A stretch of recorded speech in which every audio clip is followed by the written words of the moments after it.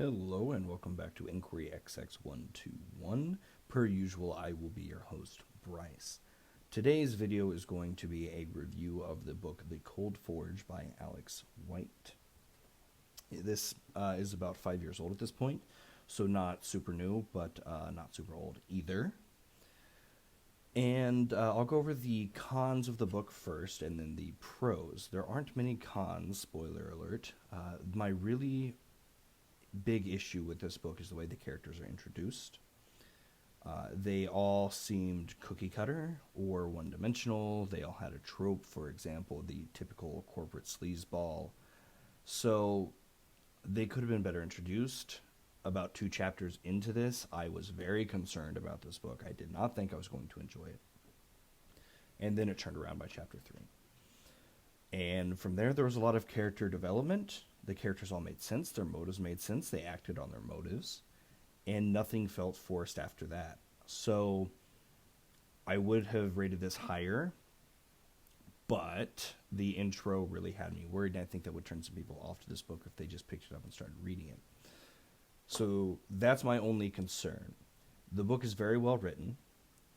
It's not simplistic by any means. The writing style flowed very well.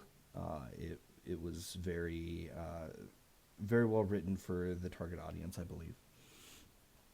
And everything flowed very well. The book takes place in 2179, the same year as Aliens and Alien 3. Big year for the Alien franchise and world. It even references Burke. I'm okay saying that because it's not that big of a spoiler. It's just something that is kind of offhandedly mentioned. And it flowed very well. The setup was very cool. It was a orbital research lab. No one knew where the eggs came from or anything. Didn't know that much about it other than what they were researching. Spoiler, it's, the aliens, if you couldn't guess. So that's all the spoilers I'm going to give. But yeah, no, Alex White did a fantastic job with it. I cannot stress enough how well written it was. It flowed very well. The characters were great. After that initial, I don't know about this stage.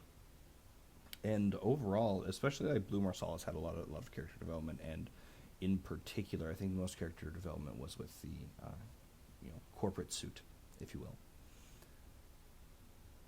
It is a little bit on the longer side if you're going to pick it up. It's just over 400 pages. On average, I'd say the Alien novels are somewhere on the order of 300 pages or so. So it is slightly longer.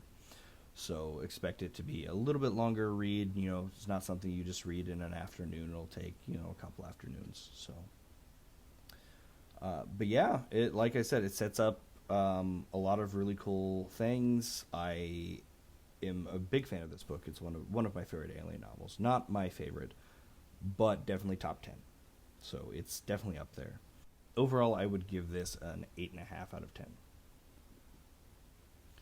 And I would have rated it higher if the intro would have been better. But remember, 8.5 is not a low score. I use a scale where 5.5 is average and a standard deviation of 1.5. This is for all media, so if you were to pick a random book out of a store, odds are it would be around a 5.5. And there's a standard deviation of 1.5, so about 2/3 of books fall between 4 and 7. So this puts it in top 5% of books or something you're going to read. It's definitely up there. So yeah, that's my opinions. If you disagree, thought the book was trash, let me know. If you think it deserved a higher score, let me know. If you didn't think that the intro was that bad, let me know. But again, these are my opinions, and that's my takeaway from this.